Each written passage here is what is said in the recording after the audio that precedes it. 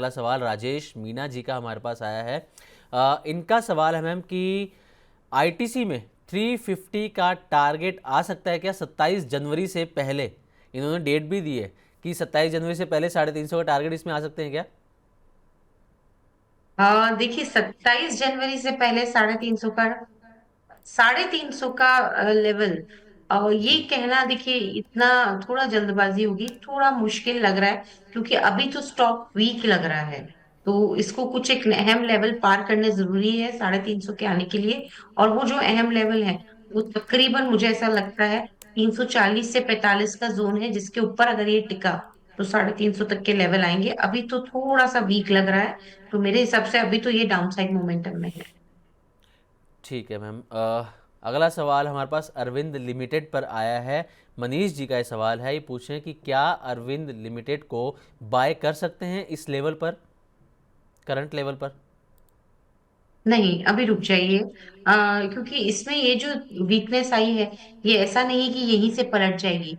मुझे लगता है ये जो वीकनेस आई है, ये इसे 280 तक भी लेके जा सकती है। तो इन स्तरों पे खरीदारी ना करें, 290 से 280 के जोन का आने का वेट करें, फिर खरीदारी के मौके तलाशें। अभी रुक जाएं खरीदारी करने के लिए। ओके, अभी खरीदारी करने की सलाह अरविंद लिमिटेड के अंदर नहीं रहेगी मनीष जी। अगला सवाल निष्ठा जी का है, ये मनी नाइन की प्राइम मेंबर हैं। इनके दो तीन सवाल हैं मैम। पहले तो ये पूछें कि टाइटन पर इनको क्या करना चाहिए, ये होल्ड करें या फिर प्रॉफिट बुकिंग कर लें टाइटन के अंदर, ये जानना चाहती मैम। देखिए टाइटन की अगर हम बात करें, तो मेरे हिसाब से तो वैसे ही ये काउंटर अच्छा ही लग रहा है। पार्शियल प्रॉफिट बुकिंग करें, पार्शियली होल्ड करें। इनकी कॉस्ट प्राइस कितनी है? इनकी कॉस्ट प्राइस है मैम 3600 रुपये, 3600 रुपये। 3600 रुपए की कॉस्ट प्राइस है, तो एक जी। बार होल्ड कर लें। काफी नीचे की कॉस्ट प्राइस है, कोई दिक्कत नहीं लगती। वहां तक जाने के चांसेस तो वैसे भी नहीं है। एक स्टॉप लॉस लगा के होल्ड कर ले, जो कि 4040 के लेवल पे आता है। तो 4040 के स्टॉप लॉस लगा के बने रहे टाइटन। ठीक है मैम। एक इनका सवाल ये है कि इनको ICICI Pru AMC IPO allot हुआ था और इन्होंने अभी वो शेयर्स बेचे नहीं हैं, लिस्टिंग गेन इन्होंने नहीं लिया है, तो ये पूछें कि क्या करना चाहिए, स्टॉप लॉस बेसिकली इसमें ही जानना चाहती हैं। जी बिल्कुल, देखिए 2165 के आसपास इसका आईपीओ आया था, और अभी चल रहा है 2600 2667। तो सबसे पहली बात तो एक स्टॉप लॉस जो इनको मेंटेन करना है यहाँ पे अपनी पोजीशन पे, वो तकरीबन ये कर सकते हैं। मेरे सबसे वीका स्टॉप लॉस इनका 2530 का आ रहा है। 2530 के स्टॉप लॉस के साथ पोजीशंस को बना रहे कर सकते हैं। ओके, 2530 का स्टॉप लॉस। और मैम एक डिफेंस स्टॉक भी सजेस्ट कर दीजिए जिसको करंट मार्केट प्राइस पर एक्यूमुलेट कर सके। भारत इलेक्ट्रॉनिक्स। भारत इलेक्ट्रॉनिक्स की बात करें तो आज भी एक अच्छी तेजी हमने इस काउंटर पे देखी है। और एक्यूमुलेट करना है तो करंट मार्केट प्राइस पे, या फिर कोई भी गिरावट होती है 410 405 के जोन तक, तो वहां पे एक्यूमुलेट कर सकते हैं। ठीक है। अगला सवाल कुलवीर जी का है मैम, ये मनी नाइन के प्राइम मेंबर हैं। ये पूछ रहे हैं कि डीएलएफ इन्होंने 695 पर बाय किया है और 2 महीने के लिए क्या नज़रिया है मैम? 2 महीने का नज़रिया ये लेकर चल रहे हैं, आपकी क्या राय रहेगी? देखिए 695 पे बाय किया है, और नजरिया अगर 2 महीने का है तो थोड़ा अभी तो वीक ही हो रहा है। और ये वीकनेस जो है ये फर्दर इसको ले जाएगी 650 तक। तो वहां तक थोड़ा सा वीक लगता है। अभी 2 महीने के नजरिए में कोई बहुत स्ट्रेंथ नहीं आ रही है। इसमें स्ट्रेंथ तेजी की तभी बनेगी जब ये 730 740 के ऊपर निकलेगा। ठीक है। आशु कुमार जी, ये भी मनी नाइन के प्राइम मेंबर हैं। ये कह रहे हैं मैम कि ये लॉन्ग टर्म इन्वेस्टर हैं और इनके पास शिवा सीमेंट के 15,000 शेयर हैं। 35 रुपीज़ पर इन्होंने खरीदे थे। और इसके अलावा IEX, इसके भी 4,000 शेयर हैं, 170 रुपये पर इन्होंने खरीदे थे। और IEX में आज खबर भी है जिसके चलते जो है मार्केट कपलिंग को लेकर एक अपडेट है और IEX आज गिर भी चुका है 4.5% तक। तो ये पूछ रहे हैं कि दोनों में क्या करना चाहिए, 5 6 6 महीने का नजरिया ये लेकर चल रहे हैं मैम। देखिए शिवा सीमेंट की बात की, राइट? जी। जी, शिवा सीमेंट में देखा जाए तो जो चार्ट स्ट्रक्चर बना हुआ है वो थोड़ा बॉटमिंग आउट का है, यानी कि इसने बहुत बड़ा एक लंबा डाउनफॉल देखा है। तो उसके बाद लास्ट 3-4 दिन से कोशिश कर रहा है कि वो डाउनफॉल को एक बेस बना ले। तो मेरे हिसाब से हमें इसको बिल्कुल एक चांस देना चाहिए काउंटर को, और इसमें एक स्टॉप लॉस के साथ बने रहने की सलाह होगी, जो कि 21.5 के लेवल पे आता है। तो 21 रुपए 50 पैसे के स्टॉप लॉस के साथ बने रहे। टारगेट इसमें वापस से जो बना सकते हैं वो लगभग 27 से लेके 28 का रहेगा। ठीक है मैम। और IEX में क्या करना चाहिए मैम? 170 रुपये की खरीदारी है इनकी। जी, इंडियन एनर्जी एक्सचेंज की बात करें 170 में खरीदारी है। आज तो जी। काफी ज्यादा करेक्ट हो गया है। मेरे बिल्कुल। हिसाब से होल्ड कर लीजिए, लेकिन अभी भी स्टॉप लॉस 131 का लगाइए और होल्ड करिए। 130 का स्टॉप लॉस लगा के होल्ड करने की सलाह। ठीक है मैम, चलिए तो अगले सवाल की तरफ बढ़ते हैं। अभिषेक जैन जी का सवाल है, ये पूछे मैम कि इनके पास आइनॉक्स विंड के 1000 शेयर्स हैं, 141 रुपीज़ इनका बाइंग प्राइस है। अब ये कह रहे हैं कि इनको भारी नुकसान इसमें हो रहा है, और इस शेयर के साथ क्या दिक्कत चल रही है ये समझना चाहते हैं, और इसमें क्या करना चाहते हैं, क्या कर सकते हैं। 6 महीने का ये टाइम होराइजन लेकर चल रहे हैं, नज़रिया लेकर चल रहे हैं। जी, बिल्कुल। देखिए, आइनॉक्स विंड की हम बात करें तो अभी मुझे ऐसा लगता है कि जितने भी ये पावर वाले स्टॉक्स हैं, ये थोड़ा सा अभी कुछ समय के लिए ब्रेक लेके बैठे हुए हैं। और वो ही एक चीज हमें आइनॉक्स विंड में भी देखने को मिल रही है।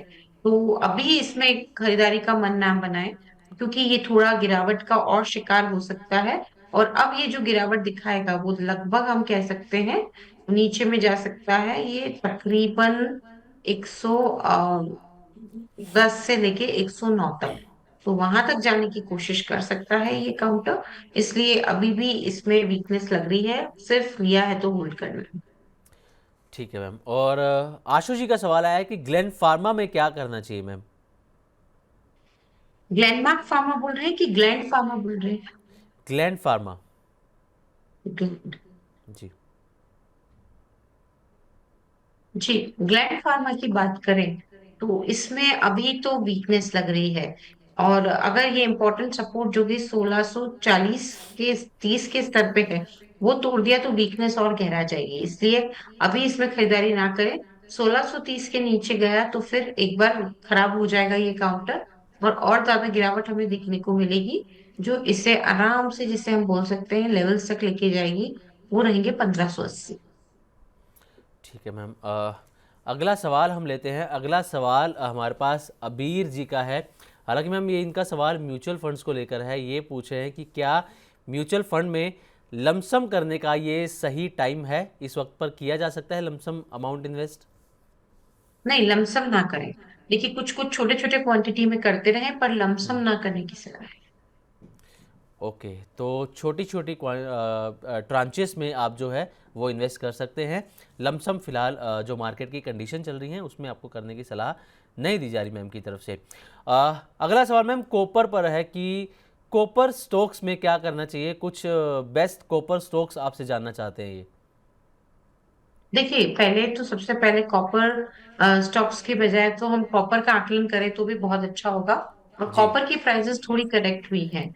1278 के आसपास एमसीएक्स में ये चल रहा है। और ये नीचे में एक बार जो जा सकता है वो तकरीबन हम मान के चल सकते हैं 1266 1260। तो कॉपर की प्राइसेस में अभी तो थोड़ी सी गिरावट लग रही है, इसलिए कॉपर रिलेटेड स्टॉक्स में भी कोई एक्सपोजर ना बनाए। ठीक है। और मैम लोग ये भी मानकर चल रहे हैं कि कॉपर जो है वो अगला सिल्वर भी बन सकता है। तो इसलिए अब क्योंकि कई शो करते हैं ना, तो कमेंट्स आते हैं मैम कि कॉपर में कैसे इन्वेस्ट कर सकते हैं, कॉपर के लिए बेस्ट स्टॉक्स बता दीजिए। ईटीएफ तो कॉपर के लिए डायरेक्टली है नहीं, खैर। तो क्या लोगों का ये समझना कि 2025 के अंदर सिल्वर ने शानदार रिटर्न दे दिया, गोल्ड ने अच्छा रिटर्न दे दिया, अब कॉपर की बारी है, तो क्या सिर्फ इन्हीं चीज़ों को देखकर पैसा लगाना ठीक रहेगा, या इसके बारे में अच्छे से पहले रिसर्च करनी चाहिए, उसके बारे में पढ़ना चाहिए पहले? जी, बिल्कुल, आपने सही यहाँ पे फरमाया। पहले थोड़ा रिसर्च कर लीजिए, क्योंकि कॉपर रिलेटेड स्टॉक भी काफी सारे इंडिया में हैं, जिसमें कि हम कह सकते हैं हिंदुस्तान कॉपर, और प्रिसिशन वायर्स, भाग्यनगर, ये सब कॉपर से रिलेटेड ही काउंटर्स हैं जो कि अभी भी हमारे सेकेंडरी मार्केट में ट्रेड कर रहे हैं। लेकिन कॉपर में मुझे लगता है कि अभी जो ये वीकनेस आई है, ये थोड़ी और गहराएगी। इसलिए साफ हिदायत है कि अभी कॉपर में तुरंत ना कूदे। ये जो वीकनेस आई है इसे थोड़ा सेटल होने दे, उसके बाद ही इसमें एंट्री के मौके तलाशें।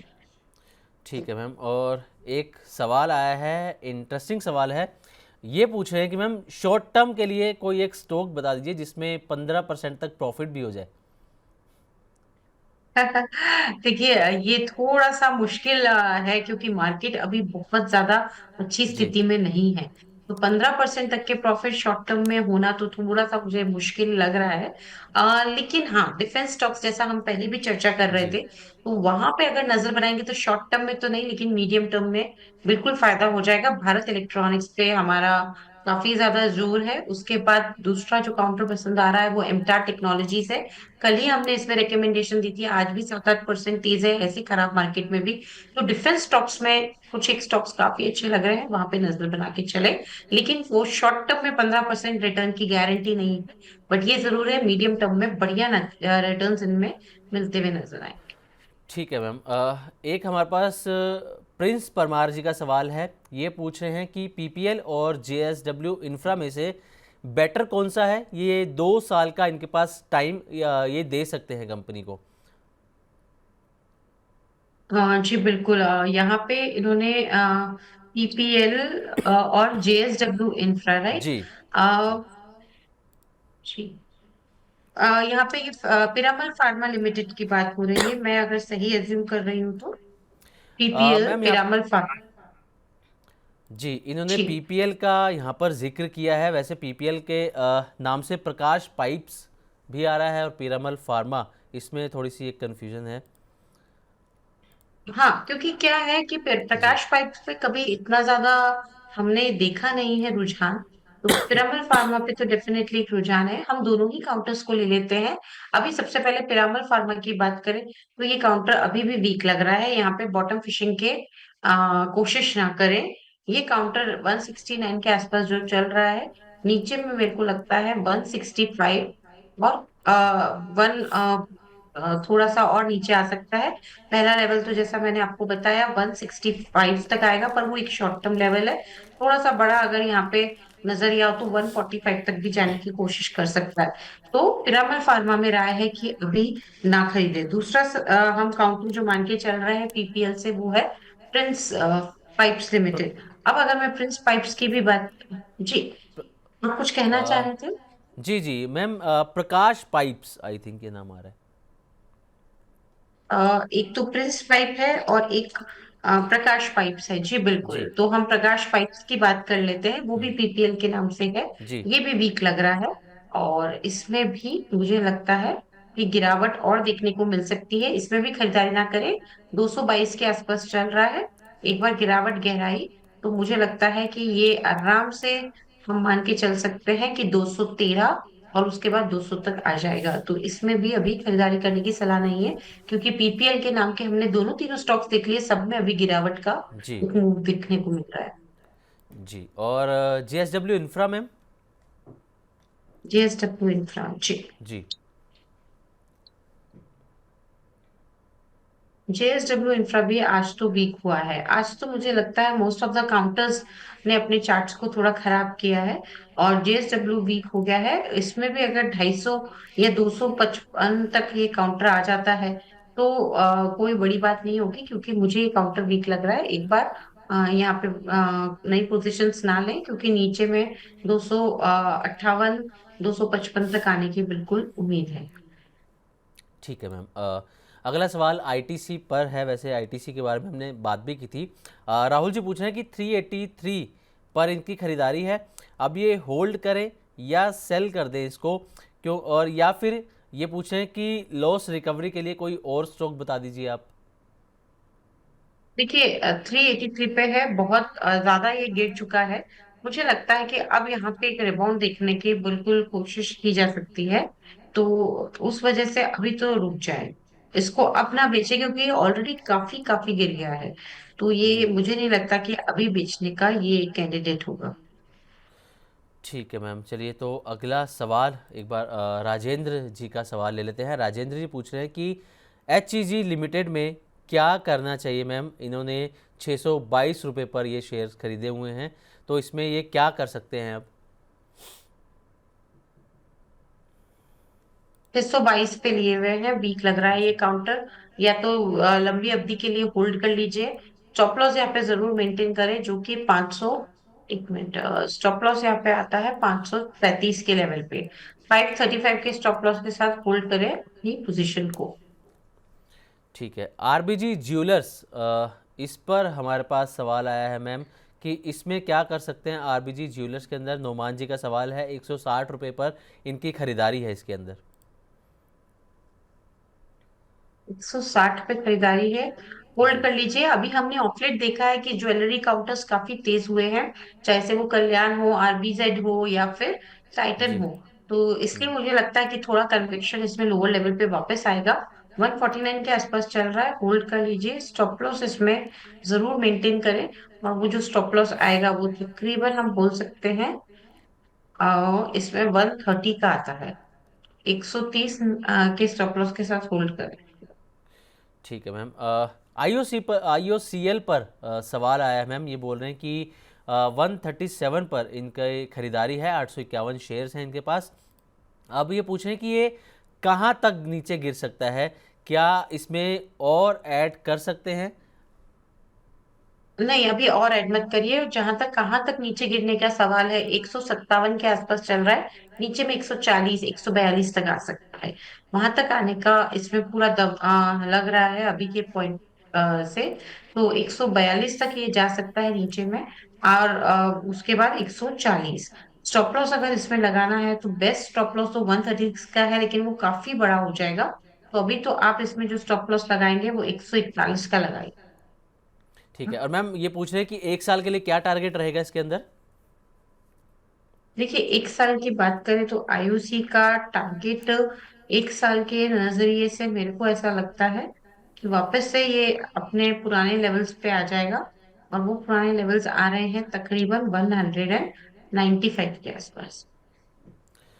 ठीक है, एक और सवाल मैम आया है इनका। ये पूछ रहे हैं कि स्पाइस जेट में क्या करना चाहिए। इनका बाइंग प्राइस 45 रुपीज़ है मैम। जी, देखिए, स्पाइस जेट की बात करें तो बाइंग प्राइस 45 रुपीज है। जी। और यहाँ पे भी वीकनेस है। आज तो मुझे ऐसा लगता है हम जो भी काउंटर दिखेंगे मोर और लेस सभी वीकनेस का शिकार हो रहे हैं। तो सब में राय सिमिलर ही सुनने में मिलेगी कि अभी जी। सिर्फ होल्ड करना है, क्योंकि ये जो काउंटर्स हैं ये ऐसे काउंटर्स नहीं है कि लॉस बुक करके निकले। तो अभी तो होल्ड कर लीजिए, बट चार्ट इसमें वीकनेस दिखा रहा है। तो अगर आप वीकनेस झेल सकते हो कहाँ तक, क्योंकि चल रहा है अभी 27 रुपए 70 पैसे के आसपास। अगर आप इसमें वीकनेस झेल सकते हो टुवर्ड्स द लेवल ऑफ यहाँ पे 26.5 से लेके 26 तक, तो फिर इसमें होल्ड कर लीजिए 26 के स्टॉप लॉस के साथ।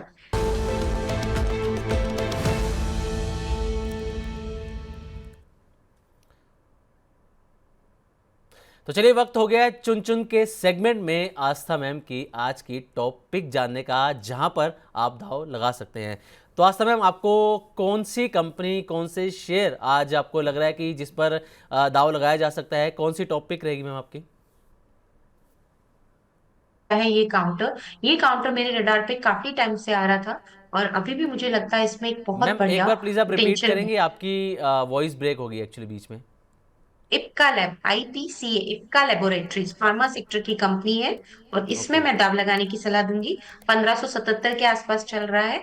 मुझे लगता है कि ये काउंटर 1630 से लेके यहाँ पे 1650 तक के लेवल्स दिखाता हुआ नजर आएगा। तो खरीदारी करिए इप्का लेग में 1630 से 1650 के टारगेट्स के लिए।